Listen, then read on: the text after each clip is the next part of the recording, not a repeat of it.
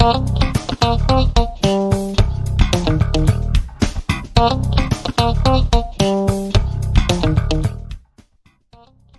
welcome back to Straight to the Wickets. My name is Dinesh.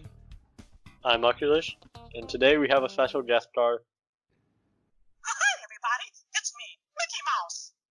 Say, you want to come inside my clubhouse? Let's go to the bubble.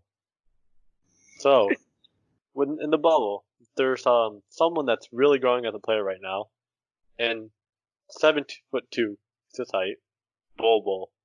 And a lot of people, seeing how he's being talked about a lot now, think he's really overhyped. Do you agree with that or not? Yeah, he is overhyped. What do you think he will be, in terms of how good do you think he'll be in the NBA? A solid How good of a role player do you think player. he is? A solid role player who can provide energy off the bench and size for 20 minutes a game for 5 years. Why is that anyone that people like, you're like, oh, they're a good energy guy, Listen, but they're not that great. Hold on. It's only because Caruso, Bull. Thybulle. When I look at a player, I mean, if I'm evaluating a player as a prospect, I want the player to be able to play for a long time. In terms of career-wise. Yeah, exactly. The main problem with Bol is his longevity and his injury concerns, because he had a foot injury, right? Yeah, he has foot problems. He's had foot problems and injury At problems. 7'2", having foot problems in the NBA. That's a massive concern. Also, think about it. In today's world, where you have so much medical breaks and stuff, seeing how it is now, the fact that it's not fully messed up yet, if it could be fixed, right? Look at what Bulbul's capable of. He's capable of clogging the paint up, controlling the paint, so that no one can score. Blocking machine. He's a great 3-point shooter actually. He can for not even just a big man, he can shoot. And then he can it's go. all cool until he gets bodied by Kyle Lowry in the paint. He's not very strong. I don't think he's thin. that. I think it's more he doesn't look that strong because of how much there is of him. I actually don't think he's that strong. I think he has some muscle. I don't think Kyle Lowry's gonna body him. I think Rudy Gobert can body him. Well, obviously, yeah. He's a. I'm just saying, if you want to be a center in today's game, you gotta you gotta have a little muscle on you. But I think Bulbul's good enough to where he doesn't have to play center for them. You want him to play small forward? He's capable of actually hanging with a smaller dude. On defense? Yeah. They had him on Chris Paul the other day. Yeah, and Chris Paul scored, right? You saw what he did, yeah. That's like saying just because LeBron scores like Kawhi, Kawhi can't guard him. He can't guard him. If he's scoring on him and he's having a good efficiency, then you can't also, here. Period of time. I don't think you put him on the number one option like a guy like Chris Paul, but I think you can hide him away on Carmelo Anthony. No, Carmelo Anthony's a baller. Someone with not as great handles. I don't know. I'm not sold on Bobo. I'm gonna need a bigger sample size. I'm gonna have to see more games, and I'm gonna have to see how he is as a player. Obviously, he's a great player, and he has the ability to become a tremendous player. But I need sample size. And you saw his dime. I still need sample. Bam Adebayo did that. Mason Plumlee did that. NBA players do that stuff all the time. Stop overhyping him over one bounce pass. Speaking of stars going in the bubble, Matisse Thybulle with his vlogs. What do you think about them actually, just overall? The vlogs, I think it's like a mini documentary to see well, it's not really a documentary because it's only on his team. And it's not really showing the ins and outs of everything. I think it's a good tour of the bubble to show everything that the player's experiencing to the fans. I think that's pretty cool. Yeah, with the different vlogs, you're able to see that. But it's also, they're saying that with the bubble, how all the players are together, right? Mm-hmm. And they're going to just all end up interacting with each other. They're saying that the next super team will come out of the bubble. will be like, it'll come out. I don't know about that, but I mean, obviously players have good relationship with other players on the other teams, and this right here gives them the opportunity to interact with one another and become better friends. So I mean, I guess it could, but I mean, we could see Kawhi and LeBron end up having like friendship no, bracelets and then joining up. You know what I mean? I It hope would be not. beautiful. But two people that'll never team up, Giannis and James Harden. They really, I feel like they really got a beef. No, they don't Like have. all the underhand comments last year with MVP, It's continuing not this that year. serious. What? It's not that serious. Then why is it that a Nets player was saying the Rockets were telling them how to beat the Bucks? Probably because it was either as a humorous. Who was it? What player was it? I didn't see it. I think it was that French dude, Cabaret or whatever. I don't even know the name. Well, he's like a rookie. Or Chris Shields. I don't remember. All the Nets players right now, except for Jamal Crawford, the walking bucket, are irrelevant. Spencer Dinwiddie, is he playing? No, he's not playing. Dinwiddie's not there. He's actually really good. He's extremely Yeah, Dinwiddie's good. He's funny too, in my opinion. He set up a GoFundMe for. Definitely underrated for sure. Yeah, he's a good player. He set up a GoFundMe though for people to like donate and choose which team he wanted to go. Choose which team he would go to. Yeah, I saw that. Yeah. But do you think those teams that are like, the I don't think the Magics fall under this category, but the Nets and the Wizards of the world. Do you think they should be trying not to make the playoffs right now No, and try to take that like one or two seed like player jump? Like they should basically be trying to tank in the bubble. it's stupid, man. I hate tanking. Tanking is stupid. Tanking is stupid, but the thing is like neither of the teams have their best players. If they make it into the playoffs, they're just gonna be whooped by the Bucks. So So it's you're like saying they should try not to make it into the playoffs in order to get a lottery pick, and if they're like 8th, 9th seed, they're probably going to get a 14th and 13th lottery pick, which is, eh, but they could also make a major jump 2. first. That's literally impossible. There's a percentage that it's possible. It's literally impossible. It's like a 0.04 percentage. Okay, but then they could also make it to like 10th or something, like, jump into the lottery and then jump up after that. I don't know. I wouldn't. I don't think. I mean, the bubble is where you're supposed to be competitive, I guess. But going back to the lottery part, right? Like teams trying to, me thinking that teams might do that. I feel like draft picks are overrated. Draft picks are overrated. No. Draft picks Okay, aren't overrated. like here's my latest example of that. Like first round picks can be a bit overrated. Like in terms of the pick itself, because it's like everyone's like, Exactly. oh, Boston has 4 first round picks, right? Okay. Why would Boston need to keep those?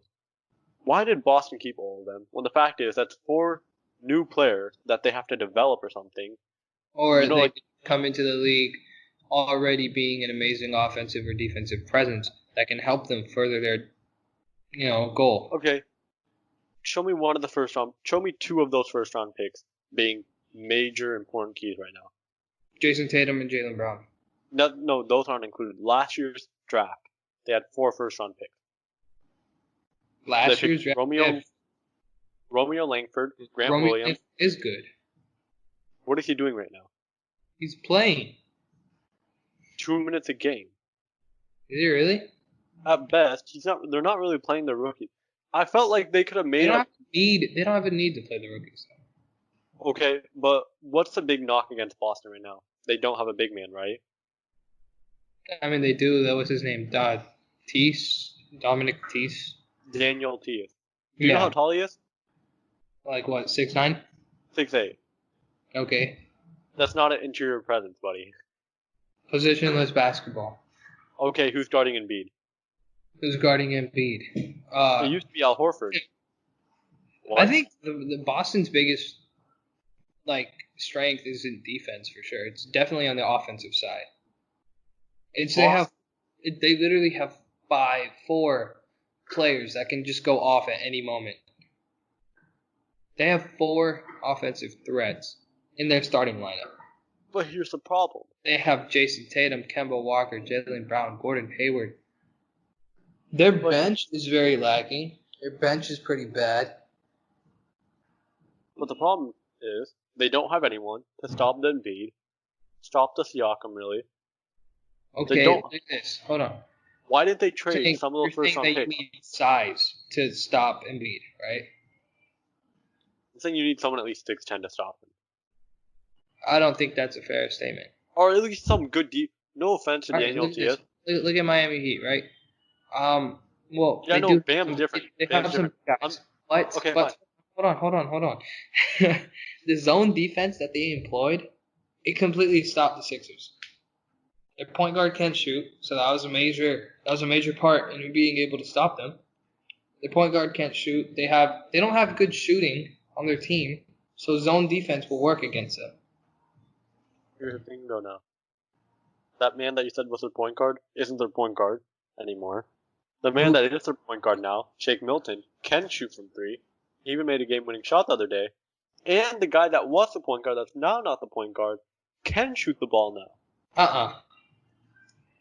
No, you can't. Ben Simmons can shoot a. He's not Steph Curry from the three.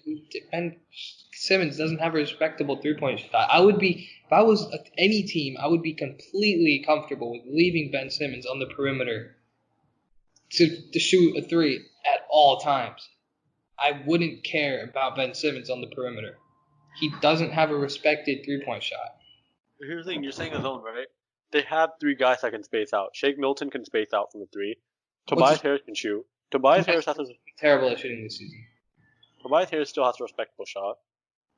And Josh Richardson has a respectable shot. I find this so funny. Josh Richardson, when he was coming from the Miami Heat, everybody was going, "Oh my God, look, we're getting a player that can develop into a superstar." That's not what Josh Richardson is.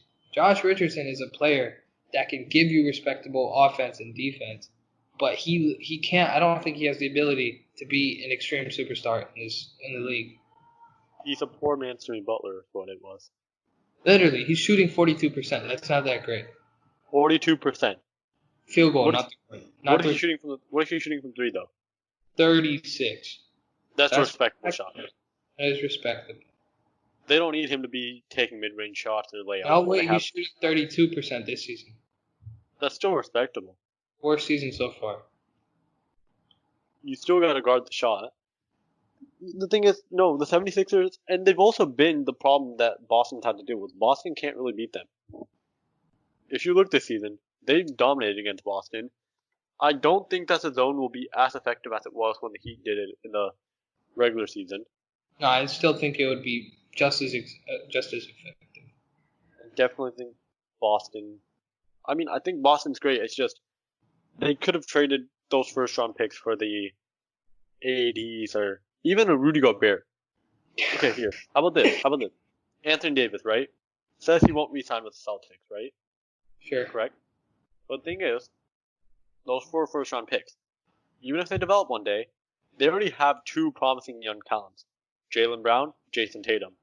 Both, in my opinion, are max-worthy players. Or near max. Jaylen Brown's a near max-worthy player, right? No, you can't deny that. I'd agree. Jason Tatum's a max player. Even if one of those guys develops, they're still going to pay. Enes Kanter's not that great on defense. You're really going to trust him to stop the opposing team's big man. Not stop. To limit. He's not that good on defense. Limit, yes. Not that good. To be a presence in the paint, yes. They should have just traded the 4 first-round picks to the.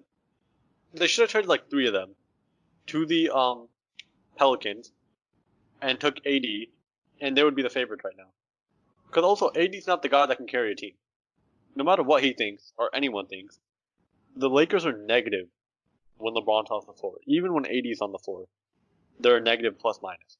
Yeah, because, alright, I'm going to be honest with you right here. The Lakers are pretty much top heavy. No, it's not even just top heavy. It's LeBron heavy. Literally LeBron and AD that carry the team.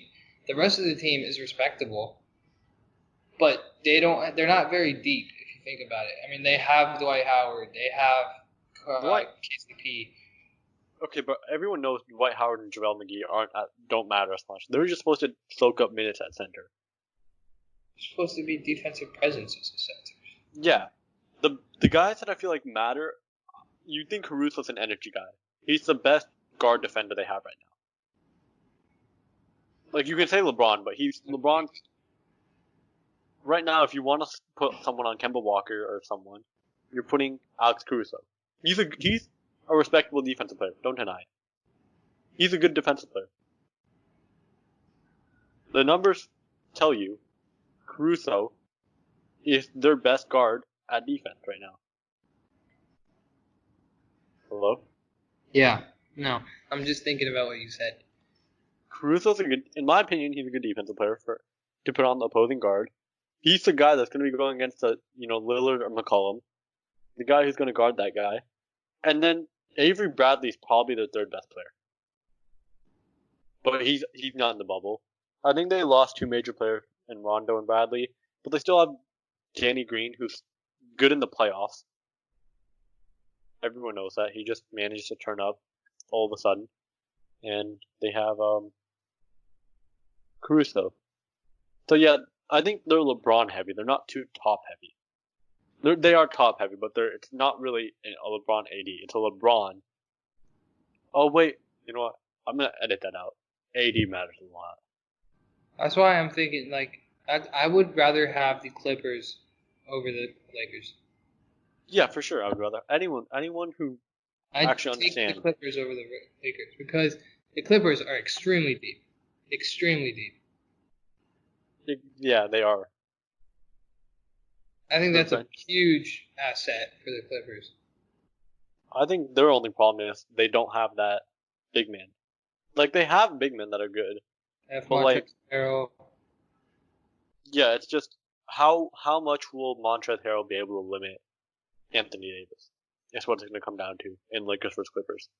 Or will the good old man Joakim Noah come back and be able to help limit him too?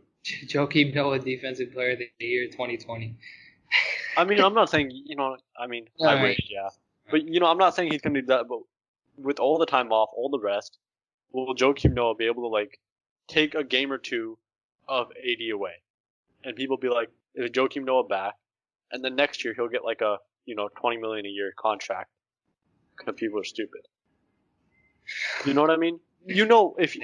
I think there's a possibility he can stop him for a game or two or limit him because Joakim Noah's a great defensive player. Yeah. And he can get in his head. And if they can get to AD, it's game over. Because the fact of the matter is Kawhi is elite, and he's going to be able to limit LeBron no matter what.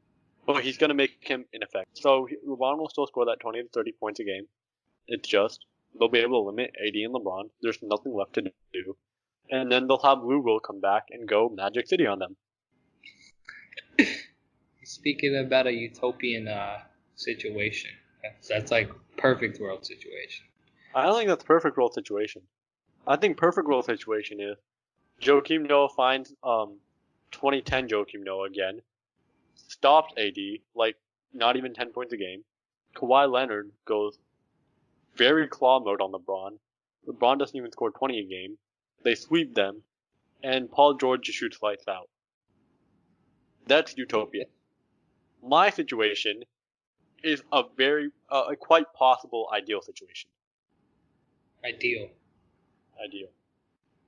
I want the Clippers to win. I would only out of the West. I'd rather want the Clippers than the Lakers to come out. No. Yes. No. What do you mean? I'd rather deal with the Lakers. I'm literally agreeing with you. I'm saying that I want the Clippers to come out the West. I want the Lakers to come out of the West if the Heat have to play them. Okay, I'm not talking about the Heat. I'm just saying as team, I would rather have the Clippers come out. Yeah, no. I'd rather have the Clippers come out. Unless the Heat get to it. Then I'd rather have the Lakers come out. Because I feel like alright, I might sound like a bandwagon, not a bandwagon, what do you call it? A delusional fan, right? But I really do think the Heat have possibility to get to the finals. I mean, they do. It's entirely possible. Hard work beats talent when talent fails to work hard. Sure. But, because Let's And say you know what team I'm talking about when I say talent fails to work hard. no, I don't. It's pretty easy. The Bucks work hard with Giannis. The Raptors are the Raptors, everyone knows. The Celtics are a work hard team. But who's that other team, the 76ers? They don't. Well, yeah, no one's even thinking about the 76ers to get to the finals. People are. They're going nowhere. This season's not for them. This is their last chance. Until Ben Simmons develops a respectable shot, they're not going anywhere. First of all, that's not the reason they won't. Yeah, Second of all, no, Ben yes, it Simmons is. has a respectable That is shot. literally the reason. Ben Simmons doesn't have a respectable shot. He does. Stop trying to argue that Ben Simmons has a respectable shot. He hasn't shown anything. They're gonna respect the shot. 1, 2. They're not even working that well. They're not even working that well together. The new point guard was already arguing with Embiid in his first game. Embiid's a BB. Yeah, Embiid needs to fix himself. Like, he needs to put more work in, and he needs to stop being such an idiot. Because the fact of the matter is, it's him. They should trade away Simmons and build around him, but both of them can't stay on the court. They gotta trade Simmons. Basically, it's just gonna be, if they fail this year, it's gonna be rebuild again. No, definitely not rebuild again. They're gonna trade away one of them. Hold on. There's something serious I need to talk about, right? This has been a serious problem in the NBA, and even more so now in the bubble. One is the refs. I don't know if it's just me, but there's been way too many calls in the bubbles. Literally every single play has to have a foul on it. It's because they're trying to draw Like, foul. At what point? Look at this. Kyle Lowry and Fred VanVleet combined for over 20 free throws against the Miami Heat. If you look back at the footage, it's extremely stupid. They've been flopping all over the place. Kyle Lowry, I hate Kyle Lowry. As a player, I hate Kyle Lowry. As a person, he's a great guy. As a player, I despise Kyle Lowry on the court. He flops so much. It's crazy how much he flops. If this was a video, you could see my sadness right now. But He literally flops so much. I hate flopping. It's so stupid. Take the contact. Stop going to the rim for a foul and go to the rim to get a bucket, not to get the foul. Look, this was an event that happened. Kyle Lowry was going up to the rim, and it was a wide open lane, right? But instead of taking the wide open shot, wide open layup, he jumped into Kelly Olynyk, who wasn't in the way of him going to the rim, and tried to draw the foul. And he did, which is stupid from the refs. And then they overturned the call to an offensive foul. But, at what point is flopping too much? He literally jumped into him instead of just going for the layup. It's right there. Just take the shot. You know what I mean? And another problem is these refs, right? They make these calls in the last 2 minutes of a clutch game. And then after the game is over, they do this thing called the 2-minute report. And they say, oops, I missed this call. And it makes me mad. You know? wow. I felt like you were just driving James Harden that whole time instead of Kyle Lowry. He's turned into James Harden.